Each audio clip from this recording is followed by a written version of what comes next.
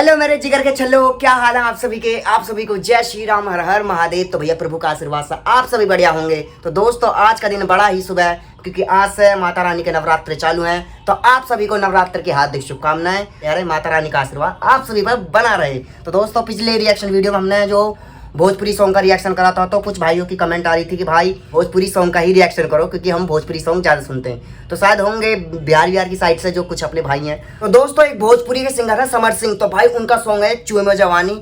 मैंने एक शादी में सुना था भाई, फुल एनर्जी वाला गाना। ओए होए भाई, माँ कसम पब्लिक ऐसा कूद रही थी डीजे पे, ओए होए। तो उसका रिएक्शन करने वाले। तो अगर आपने वो सॉन्ग नहीं सुना तो भाई सुन लेना। मैं आज इसका रिएक्शन करने वाला हूँ। सॉन्ग का नाम है चूहे में जवानी। और देखते हैं कि भाई तुम्हें तो पता ही है कि भोजपुरी इंडस्ट्री जो म्यूजिक लेवल में बहुत हाई पहुंच गई है और सब जगह भोजपुरी गाने चल रहे हैं। तो आजकल ज़्यादातर भोजपुरी हुए या फिर हरियाणी सॉन्ग हुए यही शादी में बजते हैं। तो भाई आज इसका ही रिएक्शन करने वाले। सॉन्ग का नाम है चूहे में जवानी। तो अगर आपने नहीं सुना तो मैं इसका लिंक आपको डिस्क्रिप्शन में डाल दूँगा, ठीक है। तो आप कहीं से भी हो, आप बिहार की साइड से हो या पंजाब की कहीं से भी साइड से हो, अगर आपको भोजपुरी सॉन्ग पसंद है और आप सुनते हो तो भाई चैनल को सब्सक्राइब कर दो यार। हमारे क्रॉस टोनी चैनल पर आ गए तो यार सपोर्ट करो यार अपने भाई को। बेशक मेरी शक्ल बेकार है पर भाई मैं दिल का बहुत अच्छा इंसान हूँ, है ना। तो आपको भाई जैसी फीलिंग देने वाला हूँ। तो चलते हैं सॉन्ग की ओर और ज़्यादा देरी ना करते हुए गाने का मजा लेते हैं भाई, है ना। और बताते हैं सॉन्ग कैसा होने वाला, क्योंकि भोजपुरी सॉन्ग तो फुल एनर्जी वाले होते हैं ना। तो चलते हैं भाई रिएक्शन की तरफ।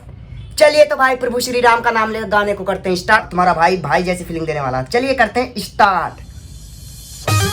ओके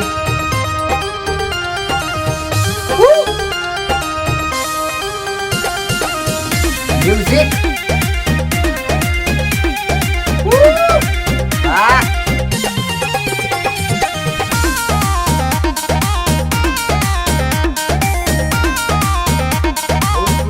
भाई, ये है समर सिंह। अच्छा ये मैंने पहले गाने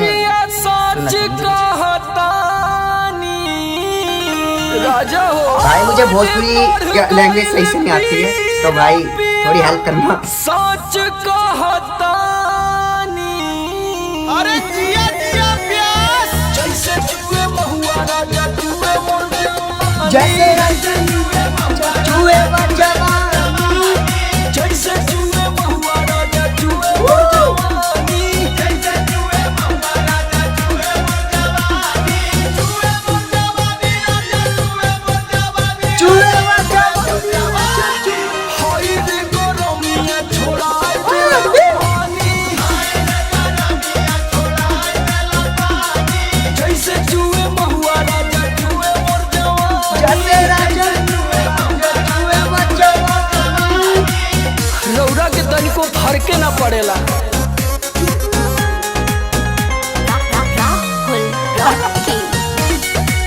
भाई फुल रोमांस भी दिखा रखा है।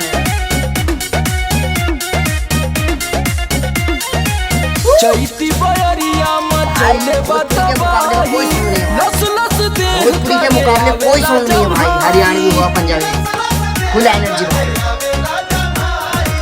चैती बयरिया मचले बताबाही, लस लस देह करे आवेला जमाही।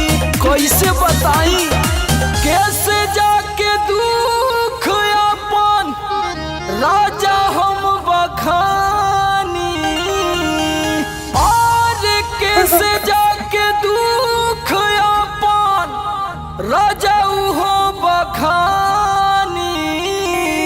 पियऊ हो जैसे चूहे महुआ राजा चूहे मोर जवानी, जैसे चूहे राजा चूहे मोर जवानी, जैसे चूहे महुआ राजा चूहे मोर जवानी, जैसे चूहे महुआ राजा चूहे मोर जवानी, चूहे मोर जवानी चूहे मोर जवानी राजा चूहे मोर जवानी, हाय रे गरमिया छोड़ाए देला पानी,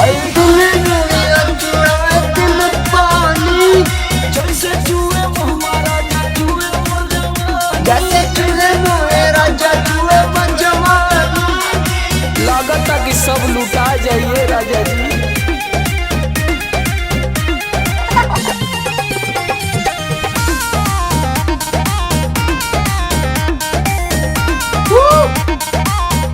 वाओ फुल एनर्जी भाई, फुल एनर्जी सॉन्ग। तारा ड्यूटी सगरो बिगड़ जाता हमरो नु ब्यूटी, सगरो बहरा में राजा करता ड्यूटी, सगरो बिगाड़ जाता हमरो नु ब्यूटी, नाश होता राजा जी। और सुनील समार का बताई परेशानी, और सुनील समार का बताई परेशानी, रउआ बुझाते नहीं खे परेशानी। महुआ राजा जुए मोर जवानी, जुए मोहे राजा जुए मोर जवानी, जैसे जुए महुआ राजा जुए मोर जवानी, जुए मोहे राजा जुए मोर जवानी, जुए मोर जवानी राजा जुए मोर जवानी, जुए मोर जवानी राजा जुए। हाय रे गरौनिया छोड़ाई दिल पानी, और दुनिया चले जुए दिल पानी, जैसे जुए महुआ राजा जुए मोर जवानी, जैसे जुए मोहे राजा जुए मोर जवानी। ओ क्रेजी गाना भाई, क्रेजी क्रेजी भाई। समर सिंह सर ने तो भाई माँ कसम समा बांध दिया। जब भी तक कहता हूँ ये जो बिहार साइड की जो लड़कियां हैं ज्यादातर भोजपुरी गाने पे क्यों नाचती हैं भाई। और आजकल तो मतलब बड़े बड़े शहर की लड़कियां भी बहन जो चंडीगढ़ वंडीगढ़ की साइड है उधर की साइड भी भोजपुरी गाने पे भाई डांस करती हुई दिखाई देते हैं, जो रील्स वायरल होती हैं ना। तो यार बहुत ज़्यादा ट्रेंड चल गया यार भोजपुरी का यार, मतलब क्या गाने निकाल रहे हैं बंदे यार। फुल एनर्जी भाई, फुल एनर्जी। गाना पता ही नहीं पड़ा कब में शुरू हुआ कब में ख़त्म हो गया भाई। भाई माँ कसम खा कह रहा हूँ आने वाले टाइम में भोजपुरी सब पीछे छोड़ देगी, पंजाबी हरियाणा सब पहनचुद। और तुम्हें तो पता ही है अभी जो, और भाई तुम्हें तो पता ही है अभी स्त्री 2 मूवी आई है उसमें पवन सिंह ने गाना गाया हो भाई बॉलीवुड में, भाई अलग ही तहलका मचा दिया। तो उसका भी रिएक्शन हम जल्दी करने वाले हो यार, मतलब मज़ा बांध दिया यार गाने ने। जो भी कहो यार मज़ा आ गया भाई। भाई गाना बहुत अच्छा था और समर सिंह की आवाज़ तो यार बहुत बेहतरीन थी। मैंने इससे पहले इनकी वीडियो देखी थी पर मुझे ये नहीं पता था कि पक्का ये समर सिंह है, क्योंकि ये रील्स में देखी थी मैंने, है ना। और फिर उसके बाद में मैंने फिर और सारी मतलब लड़कियां नाच रही थी गानों पे, जो स्लो सॉन्ग होते हैं उस पर नाच रही थी। मैं सोचा कि यार भोजपुरी सॉन्ग का रिएक्शन जरूर करूँगा, तो मैंने एक रिएक्शन करा। कुछ हमारे बिहार साइड से भाई होंगे तो एक दो कह रहे थे कि भाई तुम भोजपुरी सॉन्ग के रिएक्शन करो, क्योंकि बहुत कम लोग करते हैं भोजपुरी सॉन्ग का रिएक्शन, पर गाने बहुत बजते हैं भाई। 300 400 मिलियन पहुँच रहे गाने, तो यार पब्लिक ही तो सुननी है ना।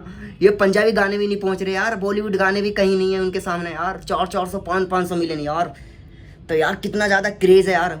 भाई मेरी तो भोजपुरी थोड़ी कमज़ोर है क्योंकि मुझे भोजपुरी नहीं आती भाई, है ना। तो आप बता देना। और वैसा फुल मज़ा आया भाई। अगर एक गाना डीजे पे बजाया जाना किसी पार्टी वार्टी में, अलग ही समा बांध देगा भाई। ओ भाई मैं करने वाला हूँ इस रिएक्शन वीडियो का यहीं एंड। तो मिलते हैं अगले नेक्स्ट रिएक्शन वीडियो में, तब तक के लिए जय हिंद, जय भारत, जय श्री राम।